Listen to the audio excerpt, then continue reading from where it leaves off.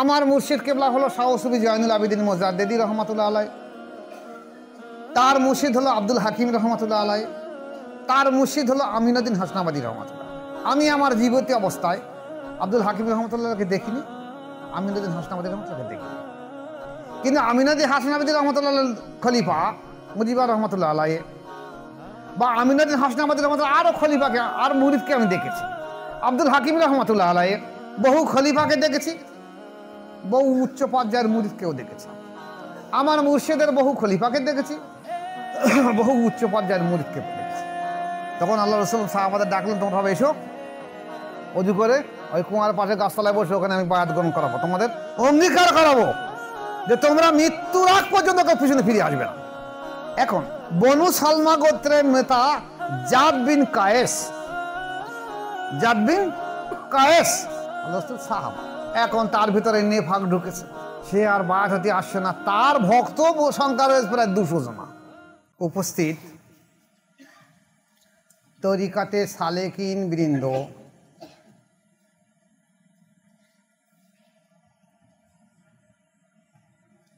আজকেকার একটা বিশেষ আলোচনা থাকবে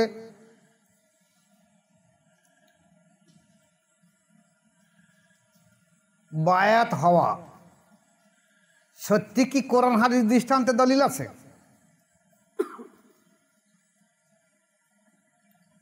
সাহাবাদের জমানায় কি সত্যিকারের বায়াত ছিল? আল্লাহ রসুলের জমানায় ছিল? বায়াত না হলে কি হবে, আর বায়াত ভঙ্গ করলে কি হবে? কোরআন কি বলছে, হাদিস কি বলছে? কোরআন শরীফে সে বিসমিল্লাহির রহমানির রহিম, ইন্নাল্লাযীনা ইউবাইউনাকা ইন্নামা ইউবাইনুল্লাহা ইয়াদুল্লাহি ফাওকা আইদিহিম ইলাল আখির। একটা বড় এই আয়াতে আল্লাহ পাক কোরআনের এই তরজমায় বলছে যে হে রসুল, যারা আপনার কাছে মুরিদ হচ্ছে বা বায়াত হচ্ছে, তারা কিন্তু আমি আল্লাহ পাক আমার কাছে বায়াত গ্রহণ করছে, তোমার কাছে বায়াত হচ্ছে না। কে বলেছে? আল্লাহ পাক বলছে। এখন মজার জিনিস এই জায়গায় আমি আসছি, ওখানে মজার জিনিস দেখে নেন। কোরআন লেখা হয়েছে কবে? রসুল পাক সাল্লাল্লাহু আলাইহি ওয়াসাল্লাম দুনিয়ায় আসার পরে যখন বায়াত করানো হচ্ছে তখন কোরআন লেখা হয়নি। এ কোরআন তার পূর্বে লেখা হয়েছে,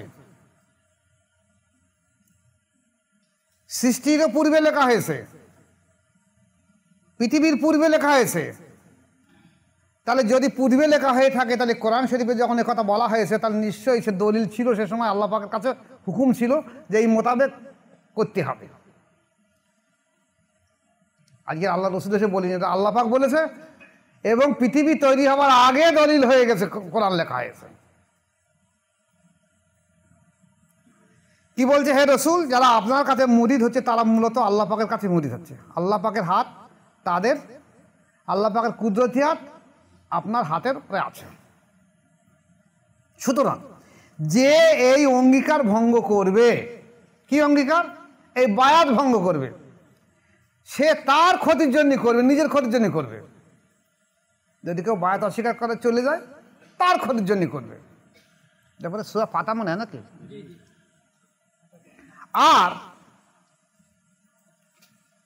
যে সে অঙ্গীকার পরিপূর্ণভাবে পালন করবে, আর যে ব্যক্তি সেই অঙ্গীকার পরিপূর্ণভাবে পালন করবে, অচিরেই আল্লাহ পাক তাকে মহা পুরস্কার দান করবে। যদি সে বায়াত হয়ে টিকে থাকে মৃত্যুর আগ পর্যন্ত, সে জান্নাতি হবে। মরুবাহীদের মধ্যে হইতে যারা পিছনে রয়ে গেছে তারা অচিরেই আপনাকে বলবে, মানে যারা বায়াত হয়নি সে সময় আল্লাহ জানায়, আমাদের ধন সম্পদ পরিবার পরিজন বাধা সৃষ্টি করেছে, তাই আমাদের ক্ষমার জন্য দোয়া করুন। যারা বায়াত হয়নি তারা একথা আল্লাহ রসুল বলবেন। এটা তাদের অন্তরের কথা নয়, বরং মুখের ভাষা মাত্র। আপনি বলবেন আল্লাহ পাক ক্ষতি করতে চাইলে অথবা উপকার করতে চাইলে তাকে কে বাধা দিতে পারবে? বরং তিনি তোমাদের আমল সম্পর্কে পরিপূর্ণভাবে জ্ঞাত আছে। তোমাদের ধারণা ছিল যে রসুল পাক সাল্লাল্লাহু আলাইহি ওয়াসাল্লাম ও মুমিনগণ বাড়ি ঘরে ফিরে আসতে আর পারবে না। এই ধারণা তোমাদের অন্তরে বদ্ধমূল হয়েছিল, যা ছিল তোমাদের মন্দ ধারণা। তোমরা ধ্বংসপ্রাপ্ত ও বিপদাপন্ন জাতি। তাই যারা আল্লাহ ও তার রসুলের প্রতি ঈমান আনে না, আমি সেসব কাফেরদের জন্য জ্বলন্ত আগুন প্রস্তুত করে রেখেছি। কে বলছে? আল্লাহ পাক বলছে যারা ঈমান আনিনি। এখন রসুল পাক সাল্লাল্লাহু আলাইহি ওয়াসাল্লামের হাতে বায়াত গ্রহণ করা, এই যে বায়াত হওয়া, ইন্নাল্লাযীনা ইউবাইউনাকা, ইউবাইউনাকা কোন সিগা? এটা মুজারাদ সিগা। বর্তমানে যারা আপনার হাতে বায়াত হচ্ছে এবং আগামীতে কিয়ামত পর্যন্ত যারা আপনার হাতে বায়াত হচ্ছে, আল্লাহ পাক কি বলছে রাসূল? ইন্নাল্লাযীনা ইউবাইউনাকা, ইউবাইউনাকা মানে বর্তমানে যারা আপনার হাতে বায়াত হচ্ছে, এটা মুজারাদ সিগা। বা আগামীতে যারা আপনার হাতে বায়াত হবে, কবে? আপনি জীবিত থাকতে হতে পারে, আপনার পরে হতে পারে। তাহলে পরে কি করে হবে? আমরা জীবিত থাকলে হতে পারে। এখানে বলা হয়েছে যে রসুল পাক সাল্লাল্লাহু আলাইহি ওয়াসাল্লামের হাত যদি একটা মানুষের হাতের সংস্পর্শে এসে, আল্লাহ পাক বলেন আমার রসুলের হাত না, এই হাত হলো আমার, আমি আল্লাহ পাক আমার কুদরতি হাত। আল্লাহ সাক্ষী দিচ্ছে, আল্লাহ রসুল বলিনি, কোনো ব্যক্তি বলেনি। আল্লাহ বলছে যে রসুল আপনার হাতটা আমার কুদরতি হাত।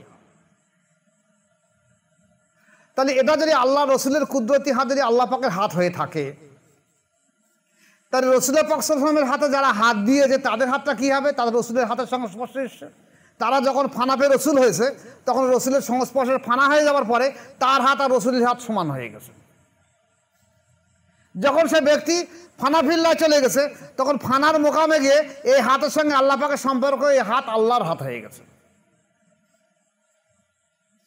তাহলে দেখা গেছে এই হাত রসুল পাক সাল্লাল্লাহু আলাইহি ওয়াসাল্লামের হাতের সঙ্গে সম্পর্ক রেখে কিয়ামত পর্যন্ত যারা বায়াত গ্রহণ করাবে এবং সেই মাশায়েখের যদি নিসবত থেকে থাকে, বায়াত অনেক করছে, এই জিদও করিয়েছে, এখনো করাবে, আগামীতেও করাবে, কিন্তু যদি নিসবত না থাকে ও বায়াতের কোনো মূল্য থাকবে না। নিসবত কিভাবে বোঝা যাবে? আমাদের দেশে যেমন মাওলানা রুহুল আমিন সাহেব বলেছে, যদি একটা মানুষ 10টা মানুষকে বায়াত গ্রহণ করায়, যদি 6টা মানুষের অন্তরের অনুভূতি আসে, তাহলে মনে করতে তার নিসবত আছে। তো হচ্ছে কি করে?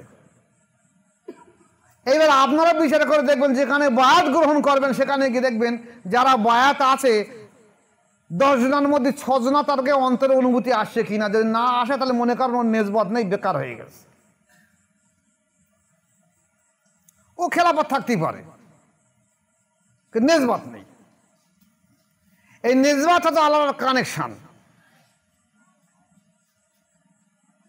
আমি একথা গতবার একদিন বলেছি, আবার একটু বলে দিলে বুঝতে পারবেন,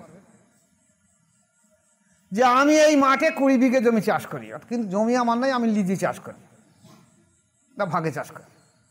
এখন কোনো একজন ব্যক্তি এসে আমাকে বলছে এই মাঠের এখান থেকে আমাকে 5 কাঠা জমি দেন, আমি একটা বাড়ি করবো।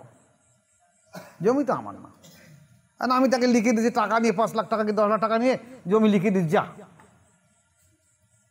একটা স্ট্যাম্প পেপার লিখে দিচ্ছে এই ধারে 5 কাঠা জায়গা দিয়েছে, কিন্তু ওদের তো গ্রান্টেড হবে না, কারণ জমি তো আমার নেই, আমার জমি না, তার দেবো ঘর থেকে। ঠিক নিসবত তেমনই, এই নিসবত এমনভাবে উঠে গেছে আজকের বিশ্ব থেকে।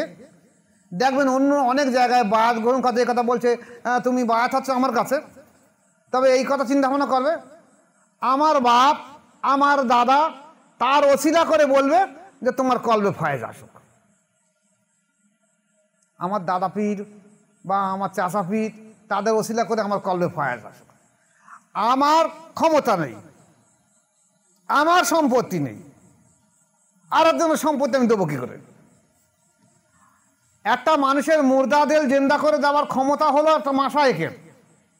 তার ক্ষমতা নিয়ে সে বলছে যে বলো যে আমার আব্বাজি বা চাচাজি বা আমার দাদাজির কাছ থেকে কলবের ফয়েজ তোমার কলবে আসুক। সে ব্যক্তি তা বলবে কেন? সে তো বলতে পারে যে আমি ও না বলে আমি বলতে পারি আল্লাহ রসুলের কল থেকে আমার কলবে ফয়েজ আসুক, আমি তোমার কাছে তেল মাখার যাবো কেমন? তোমার যদি ক্ষমতা থাকে তুমি দিয়ে দাও, না তোমার দিও না। এই ঘটনাটা আজকের সমাজের বুকে অহরহ ছড়িয়ে গেছে, যার জন্য নেসবত বাতিল হয়ে গেছে। মানুষ বোঝে না বলে তবু সেখানে ছুটে চলে যাচ্ছে। এটা খেয়াল রেখে দেবেন। যেখানে বায়াত হবেন, পৃথিবীর বুকে 4টে তরিকা আছে এখনও মূল নেসবত জারির জন্য, কাদেরিয়া, চিশতিয়া, নকশবন্দি, মোজাদ্দেদিয়া। যেখানে নেসবত আছে আপনি বায়াত গ্রহণ করতে পারেন।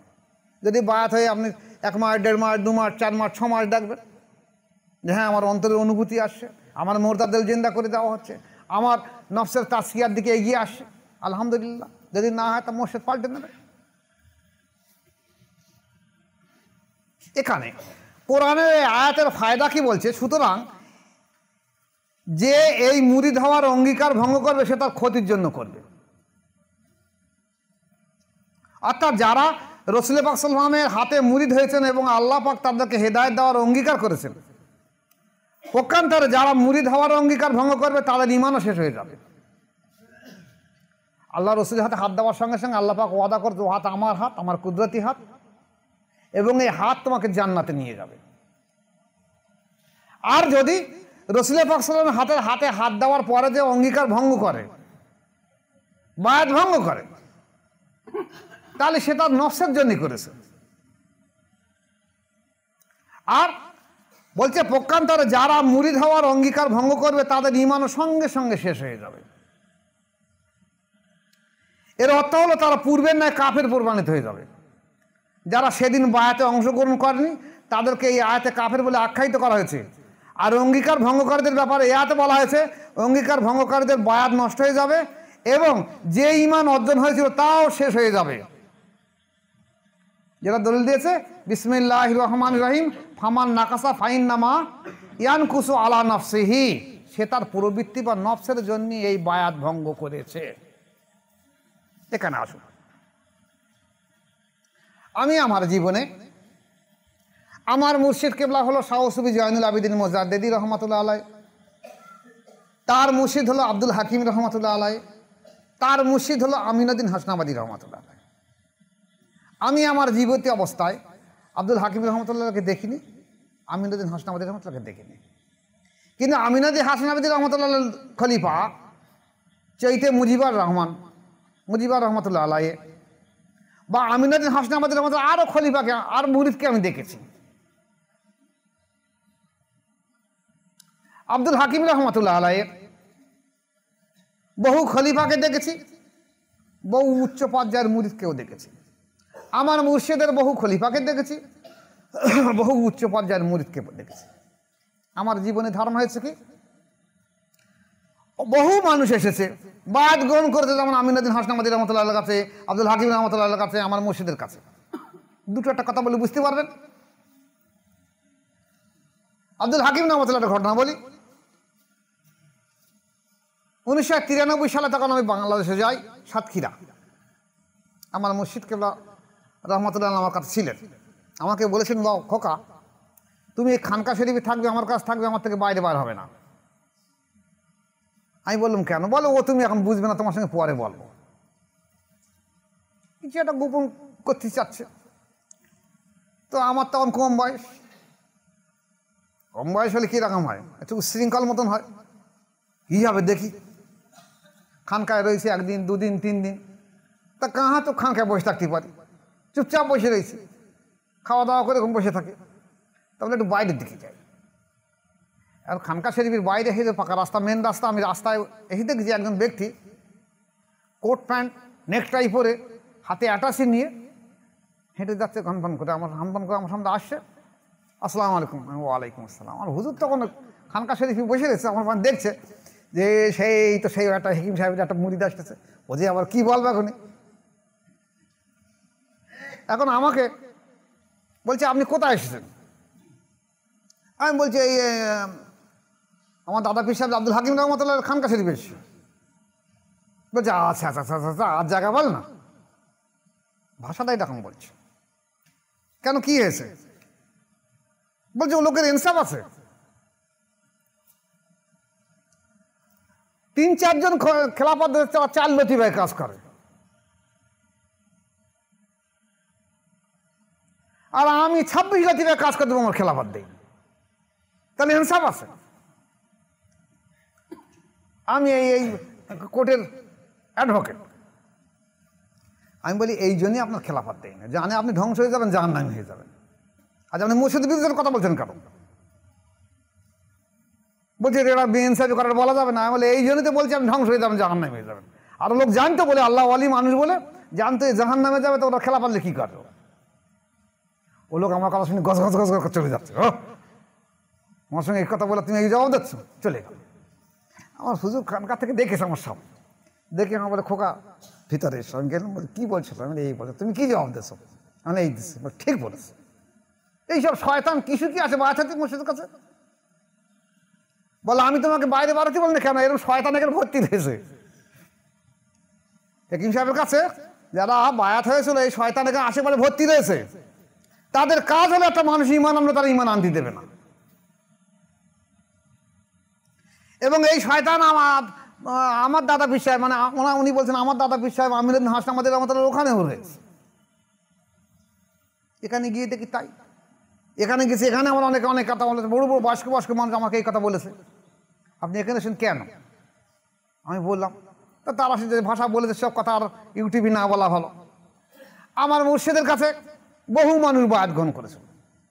আমি আসার আগে বহু মানুষ বায়াত ছিল, সেই মানুষগুলো সব নিরুদ্দেশ হয়ে গেছে। দেখা গেছে কেউ 10 নম্বর 12 নম্বর 14 নম্বর 24 নম্বরে কাজ করে সব ধ্বংস হয়ে গেছে। কেউ তবলিগ জামাত করে, কেউ নামাজ পড়ে না, কেউ শরাব পান করে, কেউ ভণ্ডামি করে বেড়ায়। আর খেলাফতটাও তো সে একই অবস্থা।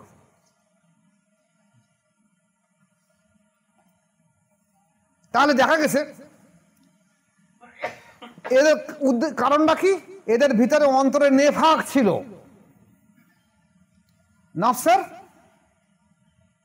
আম্মারা চরিত্র সংশোধন হতে গেলে কমই ছিল। এখন আপনি বলতে পারেন নফসে আম্মারা চরিত্র সংশোধন না হলে তাহলে একটা মসজিদকে খেলাফত দিল কি করে, বা উপরের দিকে ওঠে কি করে? এই ঘটনা ইউটিউবে বলা সম্ভব নয়, অনেক কিছু থাকে জিনিস, ভাবের ঘরে করতে হয়। মনে করা হয় অনেক সময় যে মানুষটা উপরের দিকে যাক একটু আউমাউ করছে, দেখি যদি কিছু পরিবর্তন হয়, তা হবে কি করে? আল্লাহ পাক যার তকদির দেখেছে খারাপ।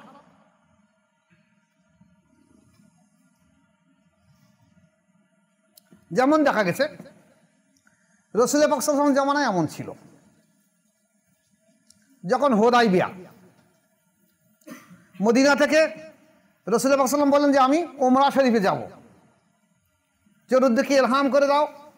এখন তো আমাদের মনে তো এই বাংলাদেশ ব্যাপার না, কাঁটালিয়ার ব্যাপার না, তখন ঘোড়ায় চড়ে যেতে হবে 200 কিলোমিটার 300 কিলোমিটার 500 কিলোমিটার দূরে একজনের মুরিদের বাড়ি, সব ঘোষণা হয়ে গেল। এখন মক্কা থেকে মদিনার দূরত্ব হলো 400 কি 500 কিলোমিটার, 480 বোধ হয়। তাই 500 কিলোমিটার দূরত্ব তো সব একসঙ্গে এসে হাজির হতে পারবে না। তা আল্লাহ রাসূল বলেন দেখো তোমরা এখান থেকে যেখান থেকে আছে এসে গিয়ে এই হুদাইবিয়া বলে একটা কুয়া আছে, ওটা মক্কার কাছাকাছি, ওই কুয়ার ওখানে সব পৌঁছে যাবে, আমরা ওখান থেকে সারিবদ্ধভাবে মক্কা শরীফে যাব, চতুর্দিকে সব ওখানে হাজির হয়ে যাবে, আর মদিনায় আসতে হবে না। ইতিহাস বলছে 1700 জন মুরিদ, আল্লাহ রাসূল 1700 জন মুরিদ ছিল সে সময়, ওমরার জন্য বেরিয়েছে। হুদাইবিয়ার ওখানে গেলে যাবার সঙ্গে সঙ্গে একজনকে পাঠিয়ে দিলেন, তুমি যাও মক্কা শরীফে যাও, ওখানে যারা গণ্যমান্য ব্যক্তি আছে তাদেরকে বলো যে আমরা উমরার জন্য এসেছি, আমরা 3 দিন জিয়ারত করবো, তাওয়াফ করবো, আমরা ফিরে চলে যাব, তোমরা 3 দিন কোনো বাধা দিও না আমাদের। এ কথা গিয়ে ওখানে গণ্যমান্য ব্যক্তিদের সঙ্গে সঙ্গে বললো, ওরা বলছে না হুকুম দেওয়া হবে না, আমাদের এখানে মক্কায় ঢুকতে দেবো না, তোমাদের তো মক্কা থেকে তাড়িয়ে দিছি, আবার মক্কায় কি তোমাদের মক্কায় ঢুকতে দেওয়া হবে না। তখন রাসূল সাল্লাল্লাহু আলাইহি ওয়াসাল্লাম করলেন কি, হযরত ওসমান রাতানু, উনি মক্কার বড় দানশীল ছিলেন, বড় বংশধরের ওনার, যে তুমি যাও গিয়ে দেখো তোমার সেই ধন সম্পত্তি, তুমি ধনী মানুষ ছিলে এবং তোমার বংশধারা অনেক বড় দানশীল ছিলে, তাদের সঙ্গে কথাবার্তা বলে যদি 2 থেকে 3 দিনের মতন আমাদের হুকুম নেওয়া হয় তাহলে আমরা 3 দিনকে চলে আসবো। আমাদের কাছে তলোয়ার নেই, আমরা এহরাম বেঁধে এসেছি। যেখানে বলা হয়েছে যে মক্কার মানুষ, মদিনার মানুষ, ওই এলাকার মানুষ ওদের খাপে তলোয়ার রাখতো, তা আমরা তো তলোয়ার নিয়ে আসিনি, আমরা তো খালি হাতে এসেছি, তা আমাদের ভয়ের কি? আমরা তো লড়াই করতে আসিনি। আমরা কোরবানির জন্যে উট ভেড়া দুম্বা এনেছি, আমরা তওয়াফ করব, জবাই করব, কোরবানি করব, আমরা ফিরে চলে যাব। এখন ওসমান রাদিয়াল্লাহু যখন গেলেন, সঙ্গে সঙ্গে শয়তানি ফাতনা, তো শয়তান বিভিন্ন রকম জিনিস ছড়িয়ে দিলে কিছু ব্যক্তি এসে বললো যে ওসমান রাদিয়াল্লাহু শহীদ করে দিয়েছে। মক্কার মানুষ ওসমান রাদিয়াল্লাহু শহীদ করে দিয়েছে, এই কথা শোনার সঙ্গে সঙ্গে সাহাবারা সব রুকে দাঁড়ালো। এত বড় সাহস মক্কার মানুষের যে আমাদের সাথীকে শহীদ করে দিল, আমরা গেছি তো, আমরা যাচ্ছি ওমরার জন্য। আল্লাহ রাসূলকে বললেন আপনি তৈরি হন লড়াইয়ের জন্য, যাই হবে, আমরা যদি একটা দেহ না ফিরে যায় মদিনায় নাই যা, কিন্তু মক্কাবাসীকে আমরা একটাও ছেড়ে দেবো না। তখন আল্লাহ রাসূল সাহাবাদের ডাকলেন, তোমরা ভাবে এসো, অজু করে ওই কুয়ার পাশে গাছতলায় বসে ওখানে আমি বায়াত গ্রহণ করাবো, তোমাদের অঙ্গীকার করাবো যে তোমরা মৃত্যুর আগ পর্যন্ত কেউ পিছনে ফিরে আসবে না। সবাই বসলো, অজু টজু করে বসে গেল, বায়াত করালেন, তওবা পড়ালেন। এখন এখানে প্রশ্ন আসবে যে আরে তো আগে তওবা পড়েছে, বায়াত আবার এখন তওবা পড়ার কি দরকার পড়েছে? এর কারণ আছে। এই কারণটা বুঝতে গেলে আপনার সময় লাগবে, আরো 5 বছর লাগতে পারে, কার 10 বছর লাগতে পারে, কার 50 বছর লাগতে পারে। আর না হলে আমার মতন রাতের ঘুম হারাম করে দিয়ে পাশোপাশ করতে হবে, তাহলে আল্লাহ পাক হয়তো আপনাকে বুঝ দিতে পারেন। যদি কোনোদিন আমার পর্যায়ে আসে তাহলে বুঝিয়ে আসবেন, তো বুঝিয়ে আসবে না। তবু যতটা ভাঙার আপনাদের বুঝির জন্য যতটা ভাঙার সম্ভব হয় ততটা কিছু ভেঙে দিয়ে দিচ্ছে। বায়াত গ্রহণ করার পরে মানুষ তো রক্তে মাংসে করা মানুষ, তার ভিতরে নফসের ধোঁকা আসতে পারে। যে সময় বায়াত হয়েছিল সঙ্গে সঙ্গে রাসূল পাক সাল্লাল্লাহু আলাইহি ওয়াসাল্লাম হাতের হাত দেওয়ার সঙ্গে সঙ্গে তার ভিতর থেকে শয়তান পালিয়ে গেছে।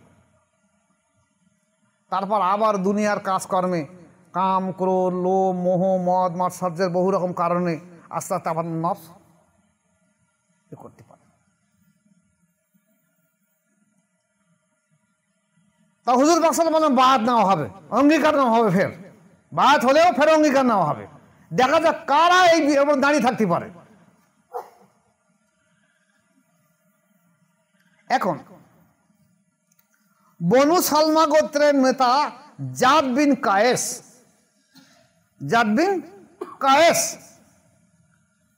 আল্লাহ সাহাবা, এখন তার ভিতরে নেফাক ঢুকেছে, সে আর বায়াত হতে আসছে না। তার ভক্ত সংখ্যা রয়েছে প্রায় 200 জন। তারা তাদের নেতা মনে করে, নেতা যদি আসে তাহলে আমরা যাব। নেতাও বলছে কি আমার সেই লাল রঙের উটটা হারিয়ে গেছে, তাই খুঁজতেছি, তোরা একটু খুঁজে খুঁজে দে।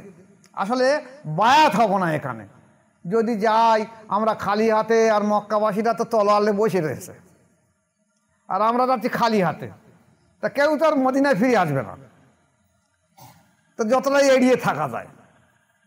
এরা টকবক করে ফুটছে লড়াই যাওয়ার জন্য, যে আমরা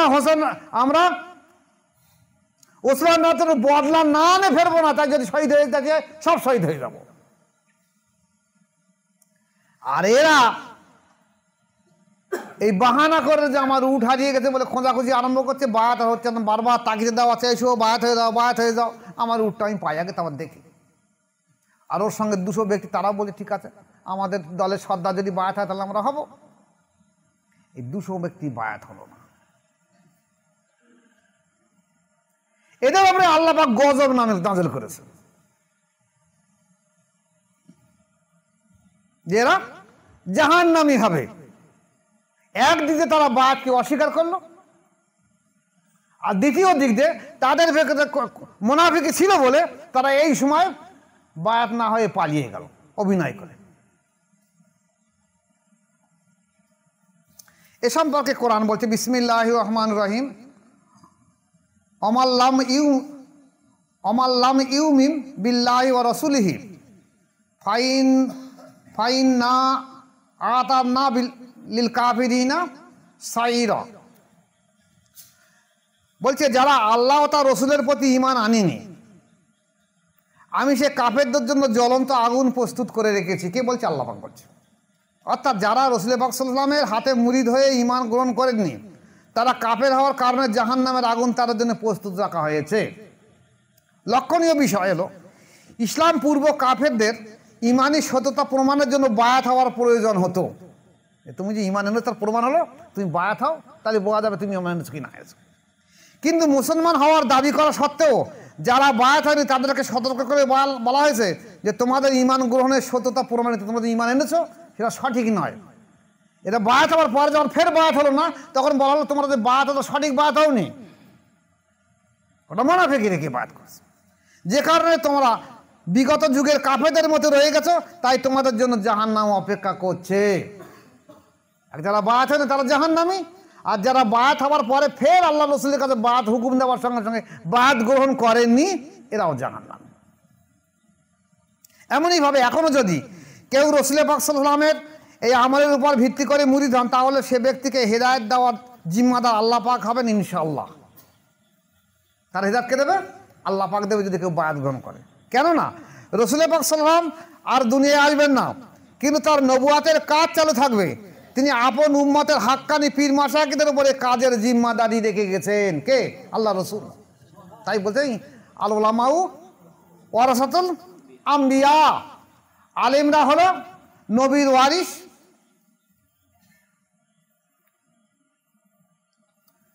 কিসি? নবীর এলমের ওয়ারিস। ওয়ারাসাতুল ইলমি, নবীর এলমের ওয়ারিস। নবীর এলেমটা কি? জ্ঞানটা কি? নবীর জ্ঞানটা এই বিদ্যা অর্জন করা নয়, বিদ্যা অর্জন করা নয়, বিদ্যার পাশাপাশি জ্ঞান অর্জন করার পাশাপাশি মানুষের বায়াত করে তার নফসের চরিত্র সংশোধন করে তাকে আল্লাহ পর্যন্ত পৌঁছে দেওয়া, আল্লাহর সঙ্গে দিদার করে দেওয়া, এটা হলো নবীর কাজ। এই এলম, এই জন্য আল্লাহ রাসূল বলছে যে আল ইলমু ইলমানে, এলেম দুই প্রকার। একটা হলো জবানি এলেম, যেটা পরিচয় সদ্য যে তুমি হাফেজ, কারি, মাওলানা, মুফতি। আর একটা এলেম হলো কলবি, যেটা আসল এলেম। আল্লাহ রসুল বলছে এটা আসল এলেম, কলবি এলেম, যে এলেমের মাধ্যম দিয়ে আল্লাহ এবং আল্লাহ রসুলকে চেনা যায়, কোরআন এবং হাদিস বোঝা যায়। তাহলে যদি কোনো ব্যক্তির এই এলমে কলবি এলেম না থাকে, জীবনে সে কোরআন আর হাদিস বুঝতে পারবে না। তাই আমার মুর্শিদ কেবলা মাঝে মাঝে আমাকে বলতো, তখন আমি প্রথম বায়াত হয়েছি, বলছে খোকা আমি একটা আলিম দেখলাম না যে আলিম কোরআন হাদিস বোঝে। আর আমার তখন বিরাট রাগ হতো। খুব বেশি লেখাপড়া জানে না, কিন্তু এত বড় বড় কথা বলে, এরকম মনে করতাম। কিন্তু যখন ও লোকের সঙ্গে কোরআন হাদিস দিয়ে আলোচনা করতাম, তখন দেখা গেল এত পাণ্ডিত্য, যে পাণ্ডিত্য মানুষ আলিম দেখিনি কাউকে।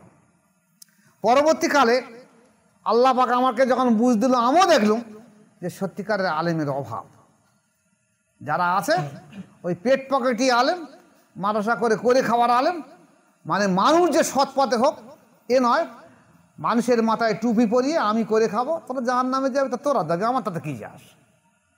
এই পদ্ধতি ঘটে গেছে।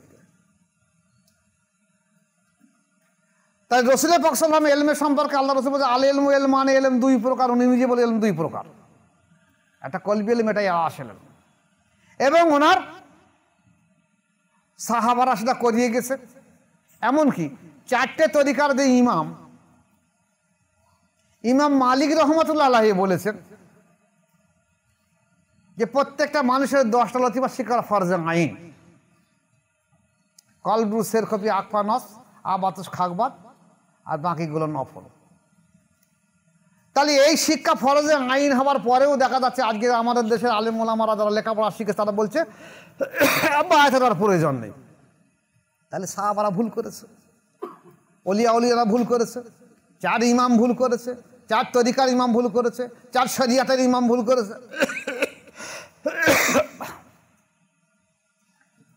এখানে দেখুন সুতরাং রসুল পাক সাল্লাল্লাহু আলাইহি ওয়াসাল্লামের কাছে মুরিদ হওয়ার দ্বারা ঈমান অর্জন করার যে নিয়ম বর্ণিত হয়েছে, বর্তমান মাশায়েখদের হাতে বায়াত হলেও সেই ঈমানের সত্যতা প্রমাণিত হবে ইনশাআল্লাহ। তাই বর্তমানে যারা পীর মুরিদি বেদাত বলছে, তাদের ঈমান থেকে বঞ্চিত থাকার আশঙ্কা প্রবল। তারা ঈমান না হয়ে মরতে পারে। তাদের হেদায়েতের জন্য মেহনত করা বিতাশ্রম ছাড়া আর কিছুই নয়। সহিহ মুসলিম শরীফের 2য় খণ্ডে 128 পৃষ্ঠায় বর্ণিত আছে, রসুল পাক সাল্লাল্লাহু আলাইহি সাল্লাম বলেছেন, যে ব্যক্তি আনুগত্য করা থেকে হাত গুটিয়ে নেবে বা বায়াত হওয়া থেকে হাত গুটিয়ে নেবে, কিয়ামতের দিন তার নাজাতের জন্য কোনো উপায় পাবে না। এবং যে ব্যক্তি বায়াত না হয়ে মরবে, সে জাহেলিয়াতের যুগে কাফেরদের মতন হয়ে মরবে। তাহলে একদিক থেকে বায়াত না হয়ে কাফেরের মতন মরবে, আর যদি সে বায়াত না হয়ে তাহলে সে আনুগত্য করে, সে সেখানে কোনো মাশায়েখ বা মুর্শিদ বা কোনো তার রাহাবার খুঁজে পাবে না, সেখানে কেউ তার সুপারিশ করবে না। তাই রসুল পাক সাল্লাল্লাহু আলাইহি ওয়াসাল্লামের স্বর্ণযুগ থেকে নিয়ে আজ পর্যন্ত মুনাফিকরাই পীর মুরিদি অস্বীকার করে আসছে। কারা অস্বীকার করছে? মুনাফিকরা। যারা অস্বীকার করছে সব মুনাফিক। সব হাফেজ হোক, কারি হোক, মাওলানা হোক, মুফতি হোক, যত বড় গাররা কাটা মৌলী হোক না কেন, সব মুনাফিক। এবং তারা একথা বলছে এটা বেদাত, বায়াত হওয়া মুরিদ হওয়াটা বেদাত। এসব মুনাফিকদের কাজ। তাদের ভাগ্যে হেদায়েত না থাকার কারণে ঈমানের বিপক্ষে তাদের অবস্থান। ঈমানের বিপক্ষে অবস্থান, তার ভাগ্যে হেদায়েত নেই, বরং পীর মুরিদের সমালোচনায় তারা লিপ্ত। তারা কি করে? সবসময় পীর মুরিদের সমালোচনা করে। আপনি দেখবেন আপনার এলাকায় যারা বায়াত গ্রহণ করেছেন, আপনারা দেখবেন আপনার এলাকায় ফাঁকায় বাড়তে পারবে না। তবে সবর শুকর করবেন, যার উপরে যত জুলুম অত্যাচার হবে সাধারণ মানুষ মনে করবেন আপনার ঈমান পাকা করে নেওয়া হবে। কারণ পাঁজা বা ফোনে যত বেশি আগুন বাড়বে তত বেশি ইট পুড়ে পড়বে, আর যদি ধারের দিকে থাকে ওই ইট ভালো পড়বে না। তাই আল্লাহ পাক ঈমান মজবুত করার জন্য যেখানে ঈমান এসেছে সেখানে এরকম কিছু শয়তান পাটকে রেখে দিয়েছে, যে তোর আগে ওদের পেছনে গিয়ে করে দিয়ে দেখ, ওরা যদি পথভ্রষ্ট হয়ে যায় তাহলে তোদের লাভ, আর পথভ্রষ্ট না হয়ে যায় তাহলে মনে করা হবে ঈমানদাররা। নারে তাকবীর, নারে তাকবীর, নারে রিসালাত, মহান মুর্শিদ কিবলা, মহান মুর্শিদ কিবলা, নারে তাকবীর। বলা হয়েছে তারা হেদায়েত থেকে দূরে গোমরাহির পথ বেছে নিয়েছে। কারা?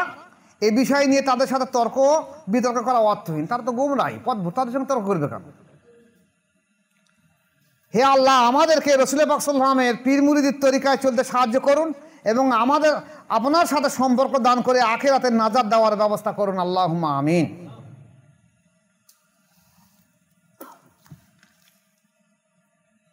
এখানে দেখা যাচ্ছে হযরত ইবনে আব্বাস রাদিয়াল্লাহু বলেছেন যে রসুল পাক সাল্লাল্লাহু আলাইহি ওয়াসাল্লাম বলেছেন, যদি কেউ তার শায়েখ থেকে কোনো অপছন্দনীয় বিষয় দেখে, শায়েখের কোনো অপছন্দনীয় বিষয় দেখে, তবে সে যেন ধৈর্য ধারণ করে। কে বলছে? আব্বাস রাদিয়াল্লাহু বলছে, ইবনে আব্বাস রাদিয়াল্লাহু বলছে।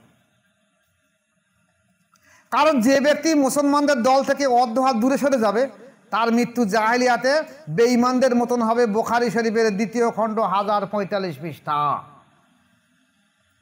যদি তার মাশায়েখের কোনো ভুল ভ্রান্তি দেখে সবর করে বা নিজে সংশোধন বলে সংশোধন করে দেবে। যদি না সংশোধন করে তাহলে মনে করবে তোমার ভুল, মাশায়েখের ভুল নয়, তুমি চুপ হয়ে যাবে, আর নতুবা তুমি কিন্তু বেঈমান হয়ে মরে যাবে। অপর এক হাদিসে এসেছে যে ব্যক্তি দল থেকে বের হয়ে যাবে, অর্থাৎ সে মুরিদ হওয়ার যে অঙ্গীকার করেছিল তা থেকে বের হয়ে যাওয়ার চেষ্টা করবে, যদিও তা নগণ্য বিষয় হোক না কেন।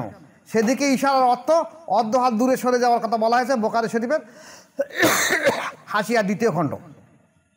তাহলে এখানে দেখা যাচ্ছে যদি কোনো ব্যক্তি বায়াত গ্রহণ করে মুর্শিদের দিকে কোনো রকম খারাপিয়াত কটাক্ষ করে বা চিন্তা ভাবনা রাখে, তাও কিন্তু বায়াত হয়নি এইটাই প্রমাণ হবে। যারা বায়াত না হয়ে জাহান্নামী হয়েছে, আরও বায়াত হয়েও জাহান্নামী হবে। সে 1 লতিফার মুরিদ হোক, 10 লতিফার মুরিদ হোক, আর পীরের খলিফা হোক না কেন, তার তো নফস আছে। যার কারণস্বরূপ আমি বলতে চাচ্ছিলাম যে ইসলাম এবং ঈমান টিকিয়ে রাখা খুব কঠিন। এই রেসালাত টিকিয়ে থাকা খুব কঠিন। বায়াতের মাধ্যম দিয়ে মানুষ মুসলমান হয়ে জান্নাতি হতে পারে, কিন্তু এই রেসালাত বহন করা টিকিয়ে রাখা খুব কঠিন কাজ। ভালো করে খেয়াল করবেন, কারবালার প্রান্তরে হোসেন রাদিয়াল্লাহু শহীদ হবার আগ পর্যন্ত বহু মানুষ সেখানে ছিল কারবালার প্রান্তরে। এরা হয় আল্লাহ রসুলের কাছে বায়াত ছিল, নয় আবু বকর সিদ্দিকের কাছে বায়াত হয়েছিল, নয় ওমর ফারুকের কাছে, নয় ওসমান গনি রাদিয়াল্লাহুর কাছে, নয় আলী রাদিয়াল্লাহুর কাছে, নয় হাসান রাদিয়াল্লাহুর কাছে, নয় হোসেন রাদিয়াল্লাহুর কাছে। না হলে হোসেন রাদিয়াল্লাহু যে কুফায় পাঠিয়ে দিয়েছে মুসলিম রাদিয়াল্লাহু, হোসেন রাদিয়াল্লাহু আনুকূল্যে 40,000 জন বায়াত হয়েছে তার মধ্যে লোক। তাহলে তারা সব ছিল বায়াত গ্রহণ ব্যক্তি। কিন্তু যখন কারবালায় লড়াই হলো, সেই ময়দানে দেখা যাচ্ছে কারা লড়াই করতে আসলো, তারা প্রত্যেকেই বায়াত ছিল। বরঞ্চ ইতিহাস এমন সাক্ষী দিচ্ছে সেই কারবালার প্রান্তরে অনেক ব্যক্তি বায়াত হয়নি, ইহুদি খ্রিস্টান নাসারা বা পৌত্তলিক অন্য কওমের, তারা এ সহ্য করতে পারেনি যেটা কত বড় শয়তান লোক, যে তোদের নবীর বংশজাত তোরা মাথা কাটার জন্য যাচ্ছিস। এই সহ্য না করতে পারে তারা অনেক কাফের মুশরিক বিদাতি দল, যারা জীবনে বায়াত গ্রহণ করেনি, তারা হোসেন রাদিয়াল্লাহু হয়ে এসে লড়াই করতে এসেছে এবং তারাও সেখানে শহীদ হয়ে গেছে। তাহলে এই যারা বায়াত না হয়ে এই অন্যায়ের বিরুদ্ধে প্রতিবাদ করে লড়াই শহীদ হয়ে গেছে, সব জান্নাতি। আর যারা লড়াই করতে তারা সব জাহান্নামী। তোরা সব বায়াতই ছিল। ভালো করে খেয়াল রেখে দেবেন, আমাদের জমানায় এগুলো ঘটবে। যখন রসুল পাক সাল্লাল্লাহু আলাইহি সাল্লাম এই হুদায়বিয়ার এবার চুক্তি হলো, মানে বড় ইতিহাস যাচ্ছি না, চুক্তি হলো। চুক্তি দেখা যাচ্ছে অধিকাংশ সাহাবা বলছে এই চুক্তি আমরা মানবো না, আমরা লড়াই করে যাবো না, ওসমান রাদিয়াল্লাহুকে শহীদ করেছে আমরা মেনে নেবো না। রসুল পাক সাল্লাল্লাহু আলাইহি ওয়াসাল্লাম বলে দেখো চুক্তি হয়ে গেছে, আমরা এই বছর যাব না, আগামী বছরে যাব, সেই চুক্তি মোতাবেক যাওয়া হবে। কিন্তু সাহাবারা বলছেন না, এত কষ্ট করে আমরা মদিনা থেকে এসেছি, আমরা লড়াই করতে যাব না, ওমরা করতে আসবো, এর আমি তো বেঁধেছি, কাপড় তো রয়েছে, আমরা কোনো কিছু পরোয়া করে যাওয়া হবে। রসুল পাক সাল্লাল্লাহু আলাইহি ওয়াসাল্লাম দ্বিধায় পড়ে গেলেন। এরা তো বলছে কথাটা সম্পূর্ণ ঠিক, কিন্তু কি করা হবে? উনি তাঁবুতে চলে গেলেন, গিয়ে ওনার স্ত্রী থাকলেন, মনে হয় তো সালমা রাদিয়াল্লাহু মনে হচ্ছে, উম্মে সালমা বলে মনে হচ্ছে আমার। গেলেন, ওনার স্ত্রী বলেন আপনাদের মনটা খুব দুশ্চিন্তাগ্রস্ত কেন? বলছে দেখো এই অবস্থা, কি করা যাবে, কোন পদ্ধতি করা যাবে? ওনার স্ত্রী বলে আপনি এক কাজ করুন, এরা তো আপনার কথা মানছে না, এরা যেটা বলছে সম্পূর্ণ ঠিক বলছে, যে আমাদের সাথী একটা শহীদ করে দিয়ে দেবে আর আমরা ফিরে যাবে, মেনে নেওয়া যাবে না। তা আপনি যখন বলছেন আপনি এক কাজ করুন, আপনি তাঁবু থেকে বেরিয়ে যান, গিয়ে 2 রাকাত নামাজ পড়ুন, পড়ে মাথা মুন্ডন করুন, করে আপনার এই বাহনটাকে জবাই করে দেন, উট বা দুম্বা ভাড়া এনেছেন, দিয়ে আপনি আপনার উঠে সওয়ার হয়ে আপনি মদিনায় হাঁটা আরম্ভ করুন। দেখবেন আপনার সাথীরা তখন আপনার অনুসরণ করতে বাধ্য হবে। কথাটা ভালো লাগলো। উনি সঙ্গে সঙ্গে তাঁবুতে বাইরে এসে উনি 2 রাকাত নামাজ কায়েম করেন, নিজে মাথা মুন্ডন করিয়ে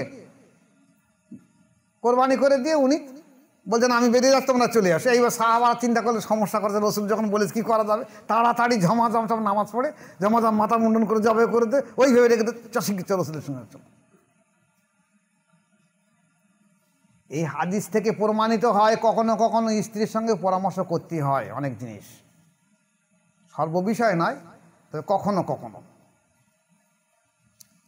এবং এই যে দ্বন্দ্ব ছিল, এই দ্বন্দ্বটা বৈধ ছিল, এটা অবৈধ নয়।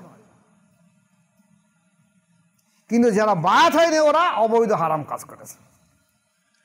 ঠিক তদ্রুপ যদি প্রয়োজন পড়ে কারোর এই আকীদা বিশ্বাস হয়ে থাকে যে আমার ভিতরে অনেক ভুল ভ্রান্তি হয়ে গেছে, সে ইচ্ছা করে আবার মুর্শিদের কাছে তওবা পাঠ করে বায়াত হতে পারে, একই মুর্শিদের কাছে। এটা হাদিস থেকে সাবিত এসে বুজুর্গের দিনও সাবিত দিয়েছে।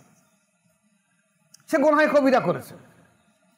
যদি মুর্শিদ বলে যাও বায়াত হতে হবে না, ঠিক আছে যাও, বা মুর্শিদ তার তাওয়াজ্জ ফায়েজ দিয়ে যদি দেখা যায় তার লতিফাগুলোকে সতেজ করে দিয়ে দেয়, বা অন্তরকে আবার আল্লাহর দিকে রুজু করে দিতে পারে, তাহলে আলহামদুলিল্লাহ। যদি বলে না বায়াত হয়ে যায়, ফের তাকে বায়াত হতে হবে।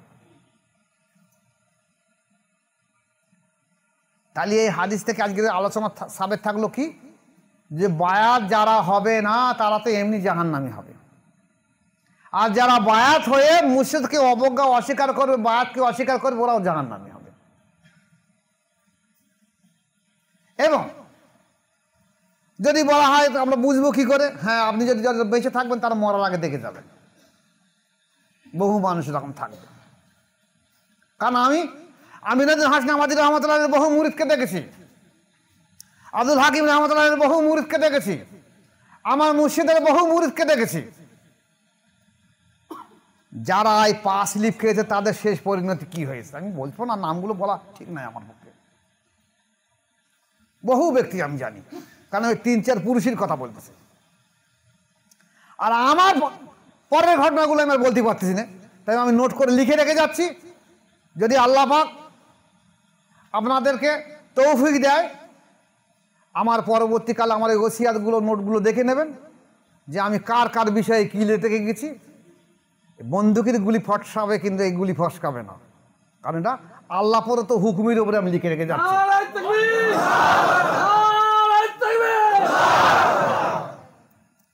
এই জন্য সাবধান হয়ে যাবেন।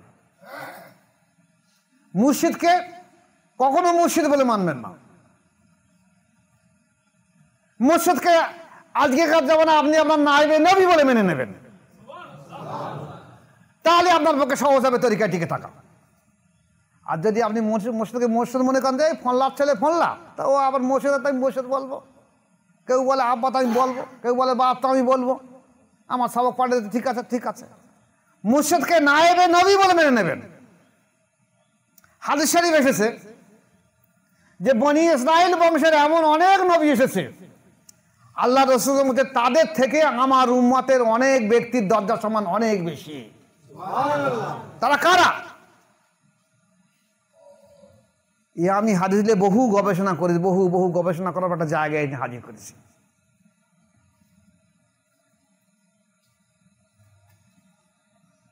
সেরহিন্দে যাবেন, গিয়ে দেখবেন সেরহিন্দ থেকে 70 কিলোমিটার দূরে বরাক সভ্যতায়, সেখানে গিয়ে দেখবেন যে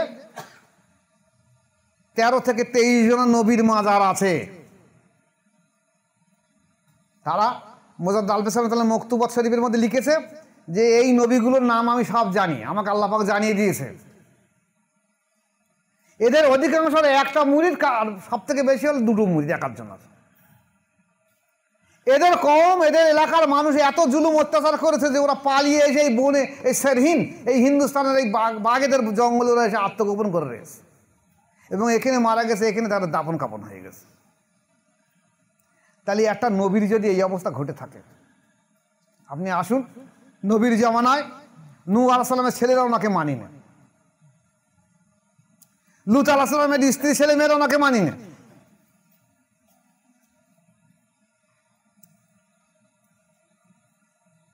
তদ্রুত থাকবে, তার মাধ্যম দিয়ে একটা হক জিন্দা হবে। আজকের আমার এই যে 18 মুরিদ আছে, 1 লক্ষ মুরিদ আছে।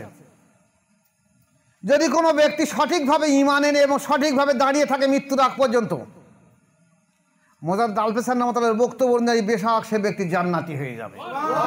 এবং মুজাদ্দ আল-বেসাম রহমাতুল্লাহ বলেছেন, আমার কোনো মুরিদের, আমার তরিকার কোনো মুরিদের, কোনো খলিফার যদি কোনো মুরিদ বাদ গ্রহণ করে থাকে এবং সে যদি মৃত্যুর আগ পর্যন্ত মুর্শিদকে মুর্শিদের উপরে দাঁড়িয়ে রেখে দিতে পারে, তাহলে তাকে না নিয়ে আমি জান্নাতে হাজির হব না। তাই যদি হয়ে থাকে তাহলে জান্নাত সহজ, কিন্তু রেসালাতটা কঠিন। এই রেসালাতটা বহন করা কঠিন। এই রেসালাত সবাই বহন করতে পারবে না, কারণ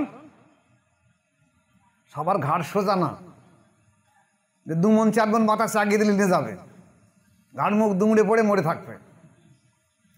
আল্লাহ যাকে ইচ্ছা করবে তাকে দেবে, আবার আল্লাহ যাকে ইচ্ছে করে তাকে ধ্বংস করে দিয়ে দিন। আমার মুর্শিদ কেবলা বলতো যে খোকা জহুর শুনে রেখে দাও যে আল্লাহ যদি তোমার চুল ধরে উঁচু করে, সারা দুনিয়ার মানুষ যদি তোমার পা ধরে ঝুলে পড়ে, তো কেউ কিছু করতে পারবে না, তোমার উঁচু হয়ে যাবে।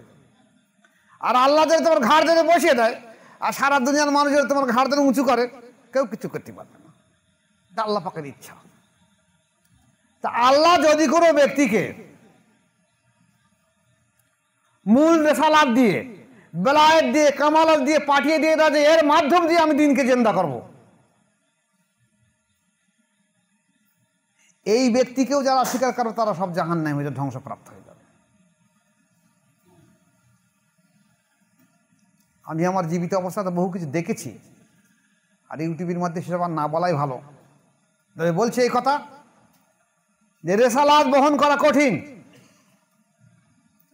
মোজাররদ আল-পেশানি রহমতুল্লাহ 10,000 খলিফা রেখে গিয়েছিল, 10,000। এখন এই উপমহাদেশে দেখা যাচ্ছে দুজন ব্যক্তির রেসালাত এখন বহন চলছে, জারি আছে। একটা হলো আদম বিন নুরি রহমতুল্লাহ আলাইহ, একটা হলো ওনার ছেলে মাসুম রহমতুল্লাহ আলাইহ। এই আদম বিন নুরি রহমতুল্লাহ আলাইহ নকশবন্দি তরিকার খেলাফত পেয়েছিলেন। পরবর্তীকালে উনি যখন মোজাররদ আল-পেশানি উপাধি পেয়েছেন, তাই উনি ওনার মুর্শিদের নামের সম্মানার্থে এই নকশবন্দিটাকে নকশবন্দি মোজাদ্দেদি বলেছেন। আসলে এটা নকশবন্দি তরিকা, এটা ভালো করে খেয়াল রাখবেন। আর ওনাকে যে মোজাদ্দেদ আল-পেশানি উপাধি দেওয়া হলো, সেই তরিকা, সেই নেসবতটায়, মোজাদ্দেদ তরিকার নেসবতটা ওনার ছেলে মাসুম বিল্লাহ রহমতুল্লাহকে দিয়ে গেছে। 10,000 খলিফার মধ্যে দুজন টিম টিম করছে কেন? সব গেল কোথায়? মাসুম বিল্লাহ রহমতুল্লাহ 700 খলিফা ছিল, একজন আসার গেল কোথায়? নেসবতটা কোথায়? আমিনুদ্দিন হাসনাবাদের মধ্যে দুজন খলিফা, হাজী রিয়াস আলী খান শাহজাহানপুরী রহমতুল্লাহ বলে 29 জনের খলিফা। আমার ইতিহাসে পেয়েছে, আর কত আছে জানি না। তার মধ্যে মাত্র একটারই আমিনুদ্দিন হাসনাবাদী রহমতুল্লাহর নাম এসেছে, যার নেসবত ছিল। আমিনুদ্দিন হাসনাবাদের মধ্যে দুজনের খেলাফত, আব্দুল হাকিম রহমতুল্লাহ মধ্যে মুজিবা সাহেব। একজনের কাছে নেসবত আছে আব্দুল হাকিম রহমতুল্লাহ কাছে, এবার নেসবত মুছে গেছে। ওই টুমটুম করে টিমটিমে বাতির মধ্যে জ্বলছে। এরপর আসে আমিনুদ্দিন হাসান, আব্দুল হাকিম রহমতুল্লাহ 39 জন খলিফা। কি রকম আগুন লেগেছে তা কি আর বলি বল না। আমার কাছে বাংলাদেশ থেকে অন্তত কিচ্ছু যদি না হয় 50 জনা পীর সাহেব বাদ গ্রহণ করেছে। এখন আমরা জানি মোজাদের তরিকার মধ্যে কোনো রকম বেদাত থাকবে না, তা মোজাদের তরিকার বহু মাশায়েখ বাদ হচ্ছে এবং হওয়ার পরে বলছে সত্যি কল জারি হয়, দেখতে পাচ্ছি এখন। তারা খেলাফত পেয়ে, তাদের মুরিদ আছে, কেউ বলছে আমার 500 মুরিদ, কেউ বলছে আমার 700 মুরিদ, কেউ বলছে আমার 2,000 মুরিদ আছে। কিন্তু আপনি ইউটিউবে বলছেন যে কল জারি হয়, তো আমরা তো বুঝতে পারিনি। এই এখন আপনার কাছে বায়াত হওয়ার পরে, ইউটিউবের মাধ্যম দিয়ে বায়াত হওয়ার পরে এখন তো সত্যিকারে কল জারি হচ্ছে, তাহলে হয় দেখতে পাচ্ছি। তা আমার হুজুর আমার মুরিদগুলো তাদের উপরে কী হবে? আমরা আপাতত এইভাবে চালাও, আর কী করবে না হয় তাদেরকে বাদ করে দিয়ে দাও। তাহলে আব্দুল হাকিম রহমতুল্লাহ আলাইহির যে মোজাররদ তরিকার খাস নেসবত, সেই নেসবতে যদি এই আগুন ধরে যায়, তাহলে আর চিশতিয়া কাদের তরিকার কী হবে? তাই দেখা যাচ্ছে মুষ্টিমেয় ব্যক্তি ছাড়া নেসবত মুছে গেছে। আমার মুর্শিদ কেবলা শাহ সুফি জয়নুল আবেদিন মোজাদ্দেদ রহমতুল্লাহ একই অবস্থা দেখেছি। আমার জীবিত অবস্থা সব দেখাতে, সব এটা শোনা কথা নয়। 10 জনকে খেলাফত দিয়েছিল,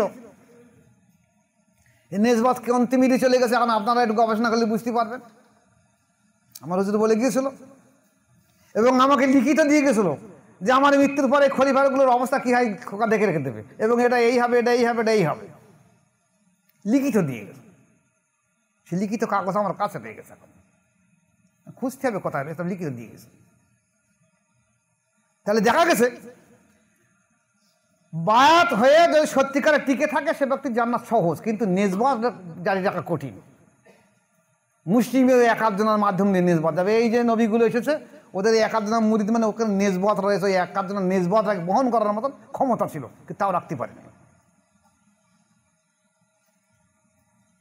যদি আল্লাহ পাকের আবার ইচ্ছা থাকে, আমার পরবর্তী প্রজন্ম, আমার যারা মুরিদ থাকবে, আমার সন্তানরা থাকবে, আল্লাহ জানি না কার দ্বারা কী করে রেখে দেবে। আমি তো দোয়া রাখি যে আল্লাহ আমার নেসবতটাকে কিয়ামত পর্যন্ত জারি রেখে দেখ,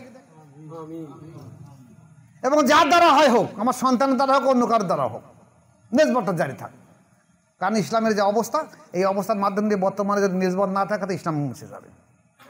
আজকের সমস্ত ওলা আলেম ওলামারা, মৌলভী মাওলানা, হাফেজ কারিরা, মসজিদের ইমাম সাহেবরা রে রে রে করে উঠেছে যে বায়াত হাতি হবে কেন, বায়াত হাতি হবে কেন, বায়াত হওয়া হবে কেন, এবং যদি বা শেষকালে পরে মেনে নেয় তাহলে ওখানে যাওয়া যাবে না। যেভাবে হোক মানুষকে বিভ্রান্ত করে দিতে হবে। তাই আপনাদেরকে আমি অনুরোধ করছি যে তরিকা আসা সহজ, টিকে থাকা কঠিন। আসা সহজ, আমরা এই যে অনুষ্ঠানগুলো করি কেন, আসার জন্যে। আমরা তো জানি না কে টিকে থাকবে, জানি না কে হেদায়েত প্রাপ্ত হবে, জানি না কে আল্লাহ পর্যন্ত মোক্ষ পৌঁছবে। তাই আমরা সবাইকে সর্বাঙ্গীনভাবে দাওয়াত দিই, যদি আল্লাহ কার নসিবের আকাশে টিকে থাকবে, আর যে হতবাকাশে পথভ্রষ্ট গোমরাই হয়ে চলে যাবে। আল্লাহ আমাদের প্রত্যেক ভাইকে এর উপরে আমল থাকার তৌফিক দেখ। ওমা আলাইহিল বালাগ। আসসালামু আলাইকুম ওয়া রাহমাতুল্লাহি।